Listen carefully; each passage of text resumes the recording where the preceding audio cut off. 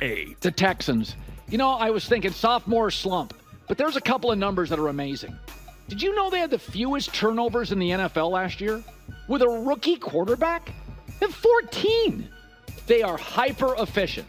CJ Stroud makes no mistakes. D'Amico Ryan's a rock star as a coach. Then they add Stephon Diggs, Danielle Hunter, rush end, Joe Mixon. I liked their roster last year. They added 3 high-end starters. Again, I don't know if the division's any good. Like Atlanta, I think they could run away with this thing. Texans at 8. Number.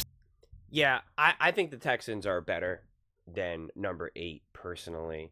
I mean, listen, they added Diggs. They have C.J. Stroud, Nico Collins, Tank Dell, Mixon. I mean, and Bobby Slowick to tie it all together. It's so hard to imagine that this team is not going to just be unbelievable. This sophomore slump, oh my God. It's like an annoying thing to even bring up at this point. And nothing against Colin. That's what just everyone always says. And Colin doubts that the sophomore slump will even be a thing. So that's nothing towards Colin.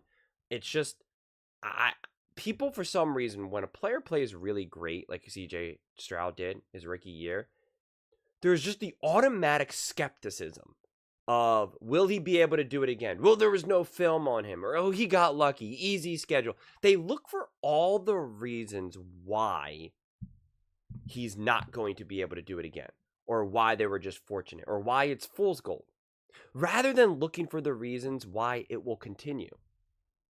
And I've made these comments before, because at this point, we're just a few days away from the season, and so we're getting really repetitive. And again, that's why I keep saying in all my videos today is that finally, we are going to have new stuff to talk about. We don't have to just keep talking about the past.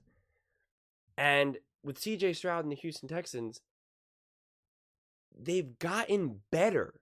I could understand if we think that they bottomed out, or that they've already kind of reached their ceiling and there could potentially be a slide, if everything was exactly the same. And they're just like, now you're just banking on CJ Stroud continuing to develop to elevate that team. But that's not what happened. They went out and beefed up that roster on both sides of the ball, especially also, most famously popularly with Diggs. And that's going to be a major acquisition. And Diggs clearly is playing the team game. Clearly. He's in it to win a Super Bowl. That's what he wants. That is honestly what he wants. That's my read on everything that's been happening with him off season, the conversations that he's been having, the comments, the quotes that's come out. He's ready to be a leader. He's ready to win. He wants to prove that he's never been the problem on any of the previous teams. He's ready for that. And I think he's going to succeed in it. I really do. And so Colin in the previous, for number 9, he has the Eagles. And he said, the Eagles team is stacked, but he has them at 9 because he's a question mark about coaching. I think the Houston Texans are stacked. And there's no question mark for me of CJ Stroud. And there's no question mark for coaching. So I don't see how they could be 8. They just got to be way lower or higher. However, whatever words we use. They to me, they are a top team. They absolutely are. If we're talking about the AFC, I'm putting them in the same category as the Kansas City Chiefs. Listen, the Kansas City Chiefs will always get an edge because it's Patrick Mahomes and Andy Reid. And until you beat them and beat them at the highest level, playoff, Super Bowl, wherever, they're going to get that edge. They just will. That's the benefit of winning all those Super Bowls and being Patrick Mahomes and Andy Reid. You're going to get that benefit of the doubt. But I am no way saying or believe that the Houston Texans just don't have what it takes. I just don't believe that at all. So to me, they're absolutely a top team. And again, it's not like 8 is an insult by no means. There's a lot of great teams. And that's what, to me, I can't remember in however long that there has been this many great teams in the NFL. And I'm really curious to see if it actually pans out that way.